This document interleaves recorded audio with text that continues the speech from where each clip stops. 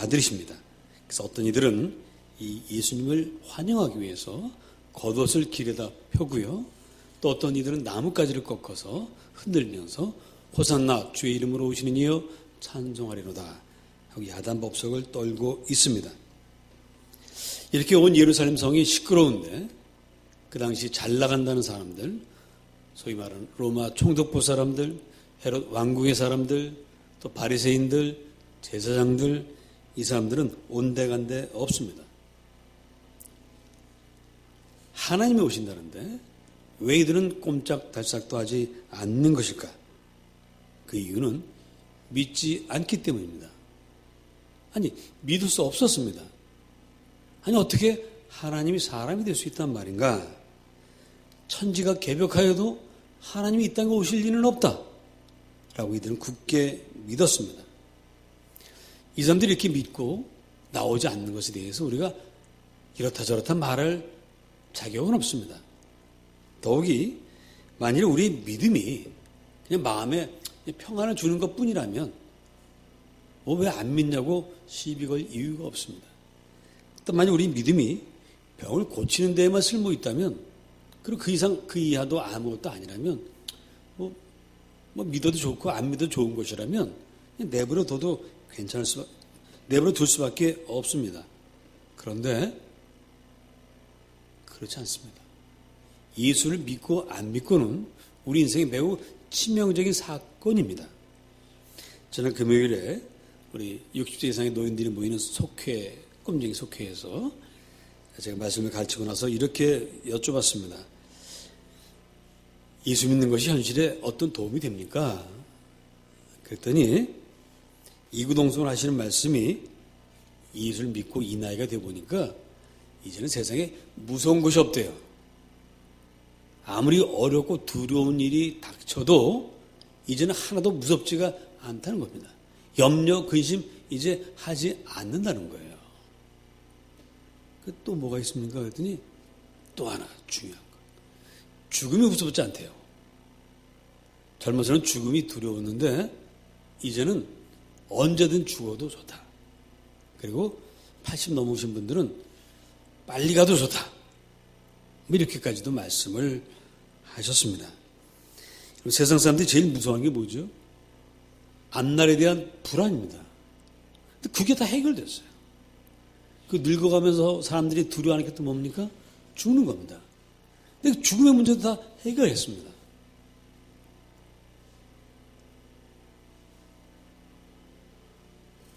그리고 예수 믿는 유익이 이뿐이 아닙니다. 사실 우리가 기도하면 주님께서는 어떤 문제도 다 해결해 주세요. 또 병원에서 고치지 못하는 병도 주님이 원하시면 다 고치십니다. 예수 믿는 유익이 한두 가지가 아니에요. 그중에서 특히 죽음의 문제를 해결하는 것 가장 중요한 것입니다. 그래서 우리는 이 복음을 전해야 돼요. 그러니까 저와 여러분 이 예수를 믿고 보니까 너무너무 행복합니다. 너무도 기쁘고 즐겁고, 여러분들 이 주일이 되면 이 교회 오는 날이 기다리시죠?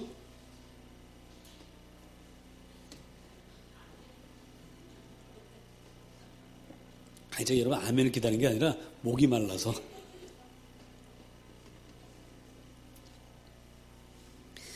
그러므로 우리가 이 복된 구원, 이 복음, 이 생명, 죽음조차 두려워하지 않게 하는 이 진리, 이거를 나만 갖고 있다면 참 우리 나쁜 사람이 됩니다. 근데 문제는 우리가 너무너무 좋아서, 너무 귀해서 이걸 정말 사람들이 전하고 싶어요. 여러분도 아마 처음에 다 그러셨을 겁니다. 근데 전해보면 그 사람들이 듣고, 그럼 나도 우리 교회 나갈게. 나도 예수 믿을게. 이러면 신이 나가지고 매일매일 하겠죠. 근데 그렇지 않은 거예요. 이게 우리의 문제입니다. 왜 사람들은 우리가 이렇게 좋다고 얘기하는 이 복음을 왜 듣지 않으려고 할까? 자, 예루살렘에 잘 나가는 사람들이 처음부터 이 나귀 타고 들어오는 예수님에 대해서 무관심하지는 않았습니다. 마태복음 21장 10절에 보면 같은 사건을 기록한 그것을 보면 사람들이 와서 물었어요. 저분이 누구십니까? 그랬더니 제자들이 뭐라고 말하냐면 갈릴리 나사렛에서 온 선지자이십니다. 이 말을 듣고는 다 돌아가 버렸어요. 만일에 저분은 유대 임금 다윗 왕의 후손입니다. 저분은 가말리엘이라고 하는 아주 훌륭한 학자에게서 공부하신 분입니다. 그리고 저분은 베들레헴 출신입니다. 라고 했다면 그래요? 가말리엘이 출신이요? 가말리엘 문화라고요? 요즘으로 말하면 하버드나 옥스퍼드 출신이라는 얘기죠. 그러냐고. 또 유대 임금 다윗 왕의 후손이라고. 양반 중에 양반이시네요. 또 베들레헴, 거기 보통 사람들은 살 수 없는 동네인데, 그래요? 한 번 더 쳐다봤을 거예요. 그런데 갈릴리 나사렛입니다. 이스라엘에서 어디 있는지 알 수도 없는 그 촌동네 출신이라고 하니까 등을 돌리고 다 가버렸습니다. 다시 말해서 하나님의 아들 만날 수 있는 이 복된 기회를 왜 놓쳤느냐? 뭐 때문입니까? 선입견 때문에 그렇습니다. 나사렛에서 무슨 선한 것이 나와? 말도 안 돼. 저기 출신이라면 들어볼 필요도 없어.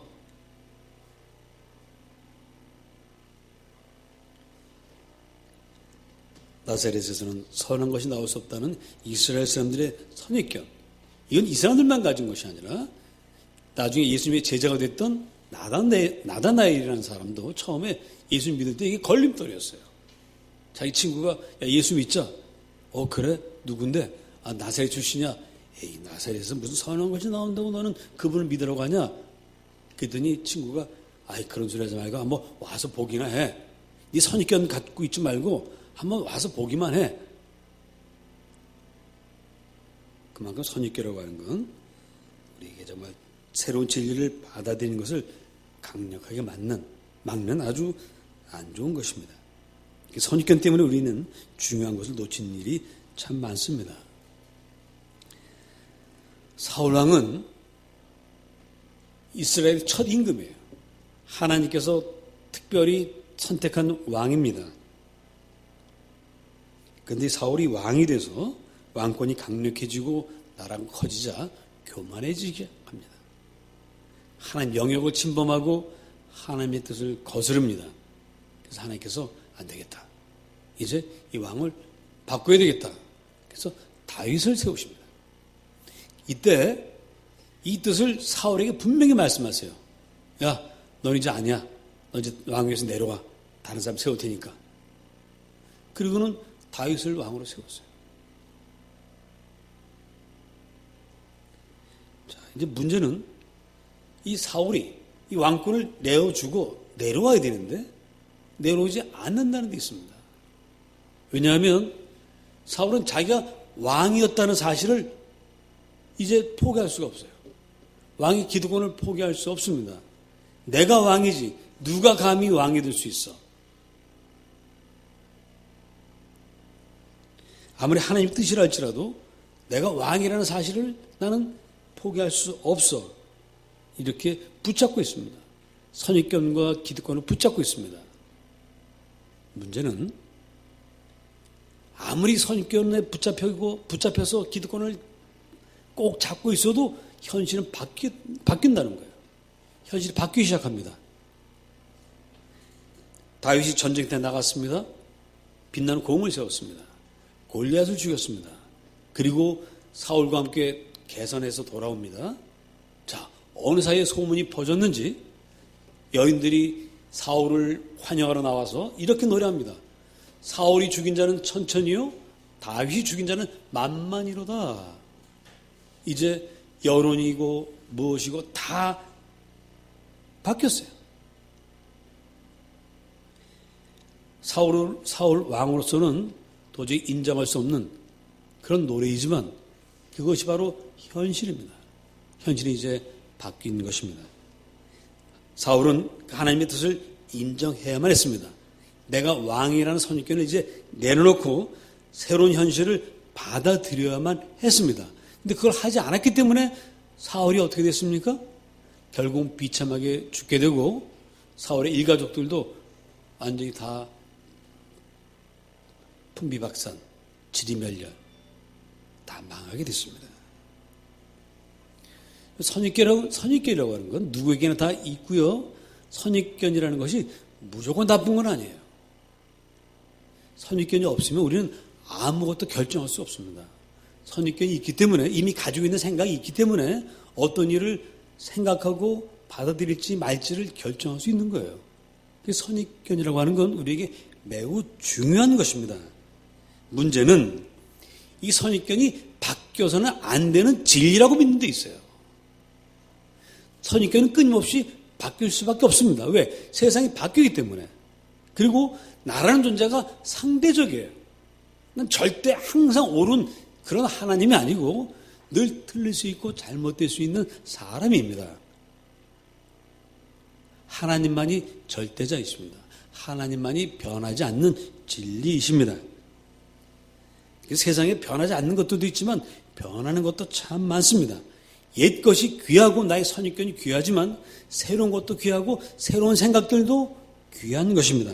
그러므로 우리는 나의 선입견을 갖고는 있으되 새로운 것을 받아들여서 나의 선입견을 조정해 나가고 고쳐 나가고 바꿔 나가야만 합니다. 그런데 이 선악과를 먹고 하나님처럼 되려가는 인간은 선입견을 바꾸려 하질 않아요.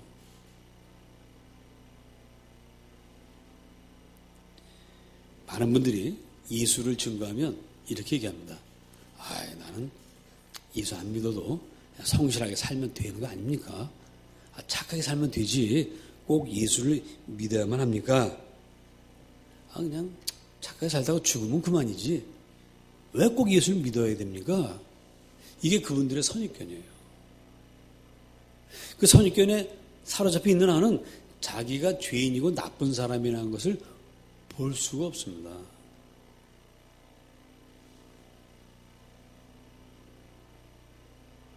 사람들 말은 하지 않아도 숨어있는 죄가 있어요. 남들은 다 몰라도 자기 혼자 아는 죄가 있습니다. 근데 우리 그걸 덮어버리고 보지 않으려고 하는 것뿐입니다. 하나님 앞에 나오면, 진리 앞에 나오면, 빛 앞에 나오면 그게 다 보이는데 어둠은 빛을 사랑하지 않기 때문에 나오질 않아요. 사람들은 어둠을 사랑하기 때문에 그걸 모르고 갑니다. 이게 참 안타까운 일입니다. 하나님 보실 때는 모든 사람이 다 죄인입니다. 의인은 없나니 하나도 없고요. 한 번 죽는 것은 사람에게 정하신 일이요. 그 후에는 심판이 있다는 것이 성경의 가르침이에요. 그래서 어떤 사람도 아무리 착한 사람도 심판을 받습니다. 그렇기 때문에 우리는 심판을 면하기 위해서 예수를 꼭 믿어야만 합니다. 사람들은 예수를 꼭 믿어야만 된다 이 말에 매우 반감을 가져요. 왜 꼭 기독교를 통해서만 구원받느냐?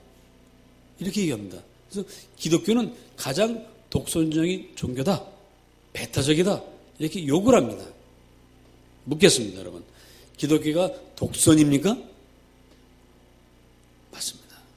기독교는 독선이에요. 기독교만 옳습니다. 왜? 하나님이 온 천지만물을 창조하셨고 예수 이름 외에는 구원받을 자가 없기 때문에 독선이에요.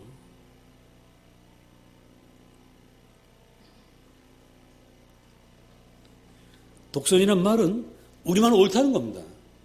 그냥 우리만 옳아요. 왜?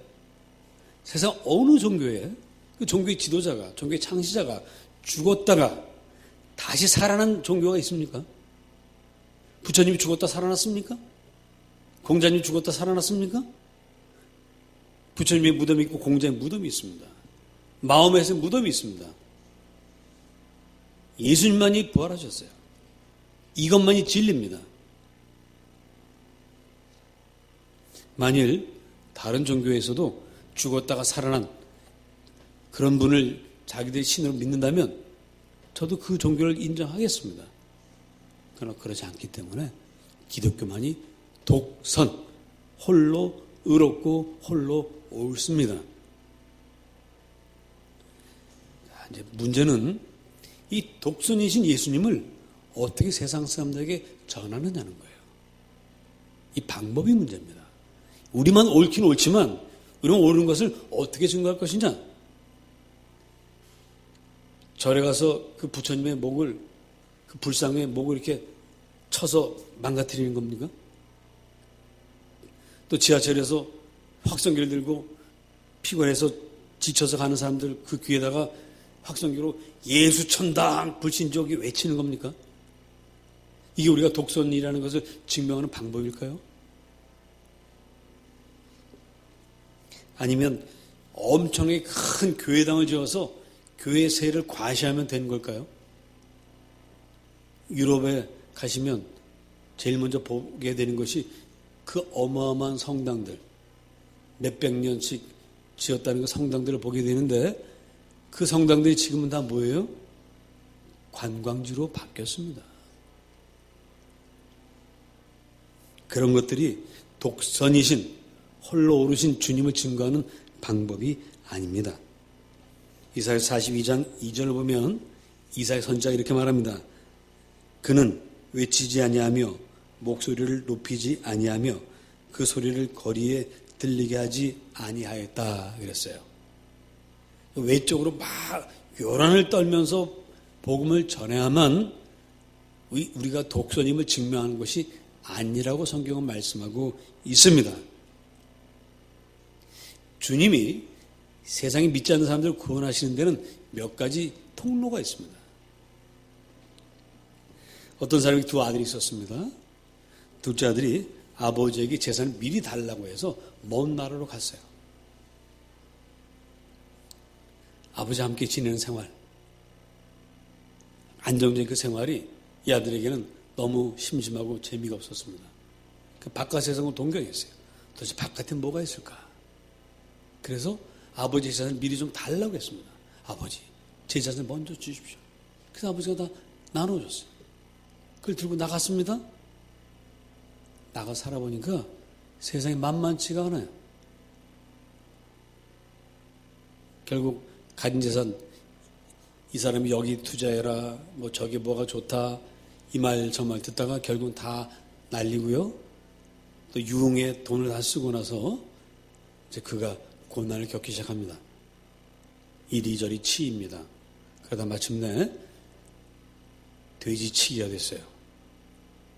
돼지치기가 돼서도 먹을 것이 풍족하지 못해서 돼지가 먹는 쥐없는 열매를 훔쳐먹는 신세가 됐습니다.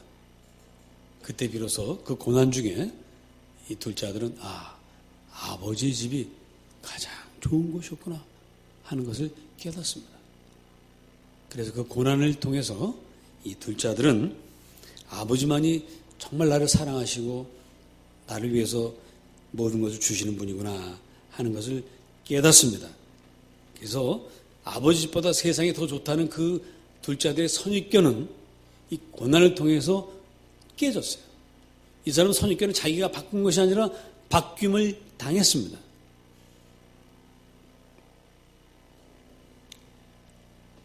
고난을 통해서라도 우리의 선입견이 바뀔 수 있고 구원받을 수 있다면 그 고난은 우리에게 유익합니다. 암에 걸리신 분이 그 살아날 길이 없는데 수술만 하면 살아날 수 있습니다 했을 때 그 수술받는 고난은 이분에게는 유익이 되겠죠. 성경은 고난도 우리에게는 유익하다고 말씀하십니다. 우리 선입견을 바뀌는 가장 큰 수단이 고난이에요. 그런데 이 고난을 통해도 바뀌지 않는, 또 고난이 있든 없든 간에 바뀌지 않는 고집불통의 사람들이 있습니다. 이분들 어떻게 길이 없어요. 제가 한 번은 임종을 앞둔 어떤 분에게 복음을 좀 전해달라고 부탁을 받고 찾아갔습니다.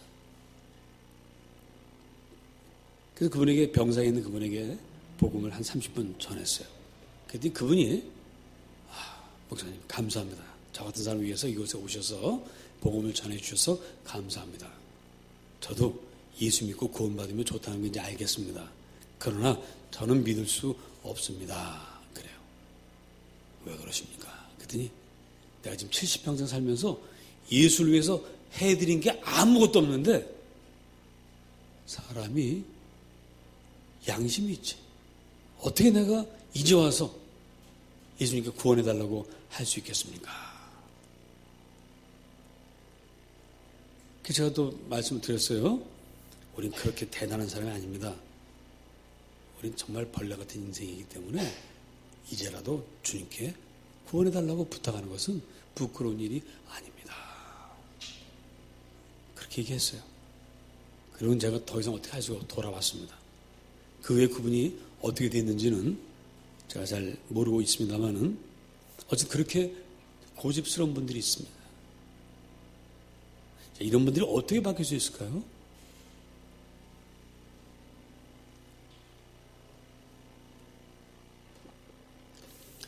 사도 바울은 예수 믿기 전에 정말 고집불통이었어요.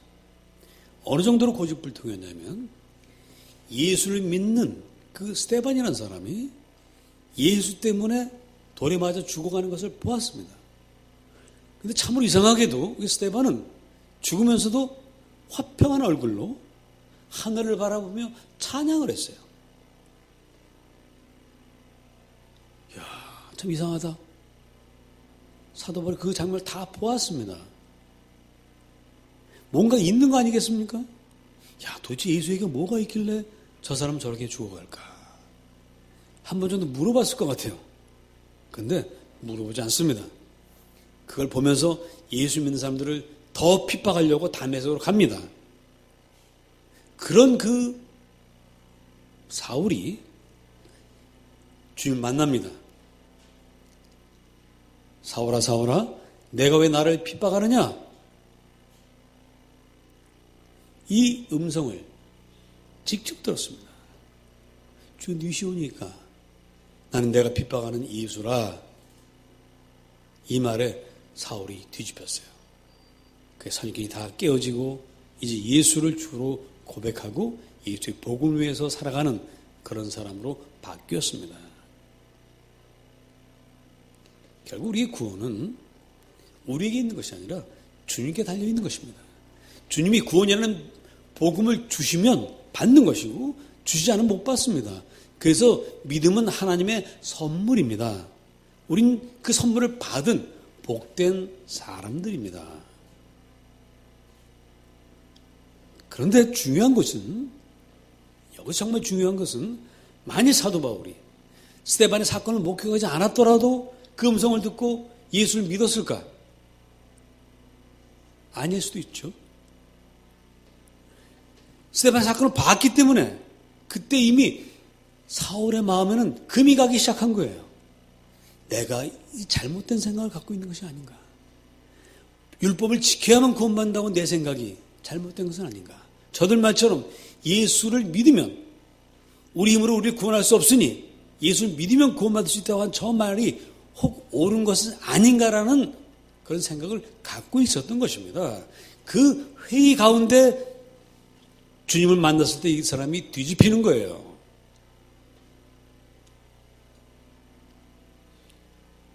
제가 병원에 전도했던 그분이 평소에 그런 이야기를 좀 몇 번 들었더라면 아마 그 자리에서 예수를 믿었을 것 같습니다.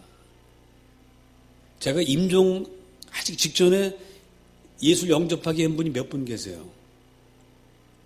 그 중에 한 분은 사위가 예수를 믿었어요. 근데 본인이 예수를 안 믿었어요. 안 믿다가 돌아가기 직전에 가족이 저에게 부탁을 해서 또 찾아갔습니다. 가서 복음을 증거했더니 이분이 내가 진작 믿고 싶었는데 이제 와서 믿게 돼서 참 한해 부끄럽긴 합니다만은 목사님 감사합니다 하면서 그 자리에 예수님 영접을 기도를 드리시고 그 세상을 떠났어요. 평소에 금이 가야 됩니다. 그 선입견에 금을 누가 충격을 줘서 금을 가게 만들어야 됩니다. 그 역할을 누가 해야 되겠습니까?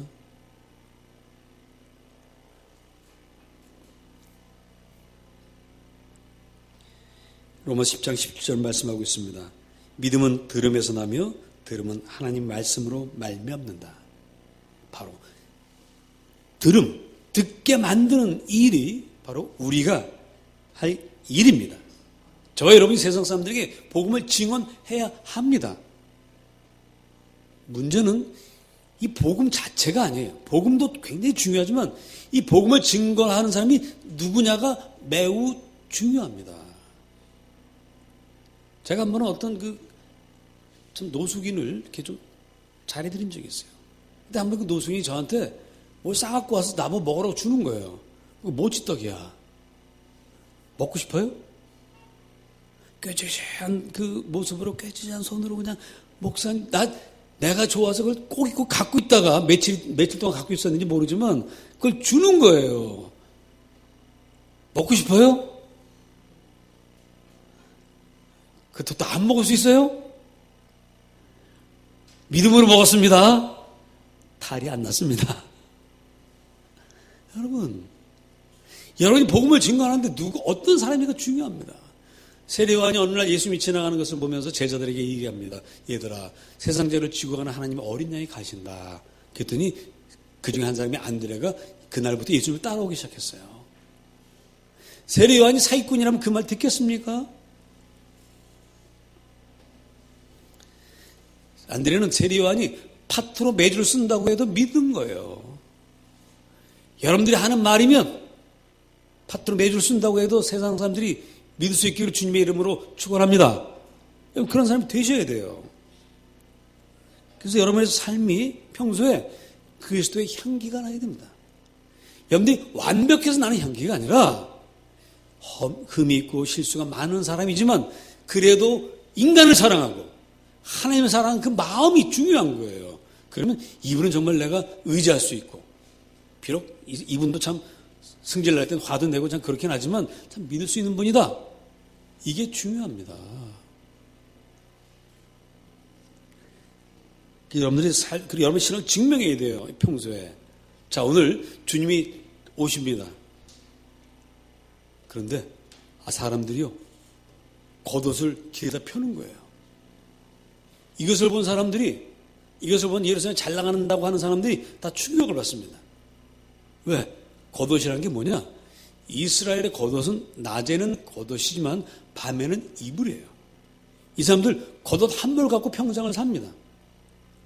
가난하니까. 그래서 출애굽기 22장이나 신명기 24장에 보면 겉옷을 담보로 돈도 빌려줘요. 겉옷이 굉장한 거죠? 돈도 빌려주니까.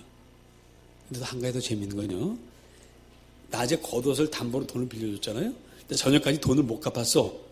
그러면 그 겉옷을 어떻게 해요? 돌려줍니다. 가서 밤에 덮고 자라고. 그 다음날 아침에 다시 또 담보로 잡아. 그만 겉옷이 중요합니다. 그런데 자기 재산의 절반은 되는 거예요. 옛날 이스라엘 사람들에게는. 근데 그거를 주님 가신 길에 펼쳤습니다. 주님 가신 그 길을 어떻게 했는지 아름답게 꾸미고 싶은데 양탄자도 없고 아무것도 없어요. 야, 이거라도 펴드리자. 폈습니다. 그것을 본 예루살렘 사람들, 예수를 믿지 않는 사람들도 충격을 받습니다. 아니, 도대체 예수가 누구길래 저 사람들은 저 귀한 겉옷을 땅에다 그냥 깔어? 어떡하려고 저래? 그때는 이 사람들이 예수를 안 믿었습니다만은 얼마 후에 예수님 부활하시고 승천하신 후에 베드로가 예루살렘 사람들 앞에서 예수를 증거할 때 하루에 3,000명이 예수를 믿었습니다. 할렐루야. 이 놀라운 사건은 그 종려주일에 겉옷을 깔고 폈을 때 그것을 본 사람들이 받았던 충격, 그때부터 금이 가기 시작한 그들의 선입견이 무너졌기 때문에 예수를 주라 고백하게 되는 것입니다.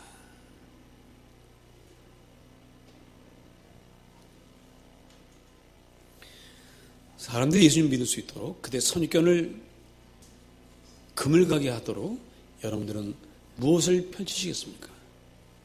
여러분의 어떤 겉옷을 펼치시겠습니까? 다음 주는 부활절입니다. 여러분의 겉옷을 주님과 불신자들을 위해서 펴는 복된 날이 되시기를 주님의 이름으로 축원합니다.